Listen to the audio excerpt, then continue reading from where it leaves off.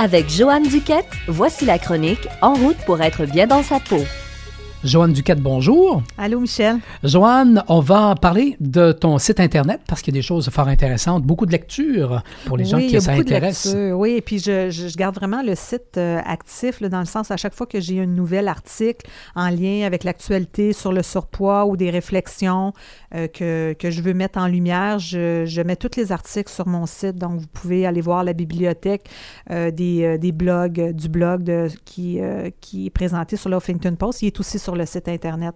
Donc, allez, abonnez-vous même à l'infolettre. Hein. Parfois, à chaque mois, j'envoie un avis avec mes dernières chroniques ou les dernières visites, les entrevues que j'ai eues. Donc, il y a plein de liens intéressants juste pour vous garder actif dans la réflexion par rapport au surpoids puis à la problématique. Oui, surpoids et aussi puis j'insiste aussi là-dessus sur le changement des fois en général parce qu'on a des comportements, peu importe, qui sont reliés à la problématique de l'alimentation, par exemple, mais ça peut être dans d'autres domaines également. Ça peut toujours donner quelques pistes et ça peut toujours aider. Donc, www.joanneduquette.com, Joanne, J-O-A-N-E, tout simplement. Merci. Merci beaucoup, Joanne. On va parler aujourd'hui, en fait, tu nous arrives avec une espèce d'affaire, toi, là. Le pôle positif du comportement récalcitrant. Bon, qu'est-ce que ça veut dire, ça? Qu'est-ce que ça mange en hiver? Qu'est-ce que c'est ça? Bien, parfois, on oublie que les comportements, ils se sont mis en place pour une raison. Oui. Et de juste le changer en essayant de se forcer d'aller dans une autre direction sans prendre soin de ce qui se cache derrière le comportement, bien, c'est souvent voué à l'échec parce que le corps a mis en place quelque chose, il y a des croyances qui sont en place, il y a des structures qui sont en place. Et si on fait juste changer le comportement et qu'on ne prend pas soin de à quoi il sert le comportement, il va se manifester autrement. Il va augmenter les signaux sur autre chose. On ne peut pas comme juste faire comme si ça n'existait pas. Bon, est-ce que tu as un exemple à nous donner? Voilà. Donc, juste pour comprendre, si je reprends l'exemple de la cigarette, qu'on a parlé il y a quelque temps. Bon, tu fumais et tu t'es aperçu qu'à un moment donné, tu avais des maux de tête et tout ça, mais tu continuais quand même fumer. C'est ça. Donc, c'était difficile d'arrêter de fumer. Donc, même si j'avais l'intention, je savais que c'était pas bon, je continuais quand même. Et à un moment donné, j'ai dû m'arrêter et dire, pourquoi je fume? Parce que je le sais que c'est pas bon, je le sais que ça me fait pas du bien. Pourquoi je continue à fumer? C'est quoi que ça m'apporte, ce geste-là? Et c'est là que j'ai fait le lien que, pour moi, c'était un moment de connivence avec mes amis.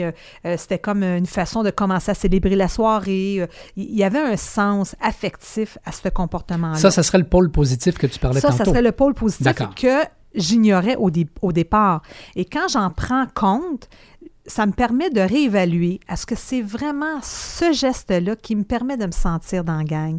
Est-ce que c'est vraiment ce geste-là qui me permet de faire le contact avec ces gens-là? Et là, on réalise qu'on est un petit peu à côté de la réalité, mais quand même, ça nous permet de reviser la justesse de cette croyance-là qui s'est mise en place et d'honorer le besoin qui est là. Donc, moi, le besoin, c'est de rencontrer mes amis, c'est d'être en gang, de faire des choses avec eux.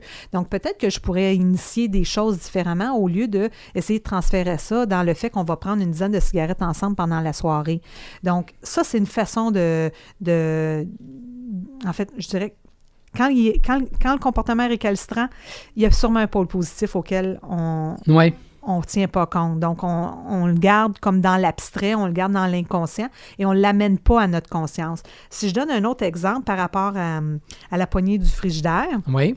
Donc, quand je me rendais au frigidaire, à un moment donné, j'ai pris conscience que j'avais de l'ennui, que ça pouvait combler un vide. Tu sais, quand on mange, il y a quelque chose d'apaisant pour l'organisme. Donc, il y a une demande réelle. Le corps, il fait ça. Il emprunte ce chemin-là pour une certaine raison. Donc, si je prends conscience que ce comportement-là, il existe pour répondre à ce besoin-là aussi, qui est un besoin psychologique, qui est un besoin affectif, bien, ça me permet de le combler de façon plus adéquate. Et pas de juste éliminer le besoin, mais de m'en occuper autrement. Donc, prenant conscience de ce pôle positif-là, c'est comme si on se dit, bon, OK, il y a quelque chose que je fais qui n'est pas optimal pour moi, pour mon corps, mais il y a quand même une raison pourquoi il est là, puis ça vaut la peine de s'arrêter, de se poser la question et d'avoir notre dialogue authentique avec soi. c'est quoi les vraies raisons? C'est quoi la vraie motivation? Des fois, on est gêné de se l'admettre parce que ça peut être un peu voyons, je pense-tu vraiment ça? J'ai-tu vraiment besoin d'un lien? T'sais, on peut être un peu condescendant à son égard, comme si c'était pas justifié. Mais si le besoin se nomme comme ça, c'est qu'il est réel. Il y a quelque chose qui n'est pas complet à l'intérieur, qu'on a besoin de compléter autrement. Donc, le pôle positif du comportement récalcitrant, il est important dans ce sens-là.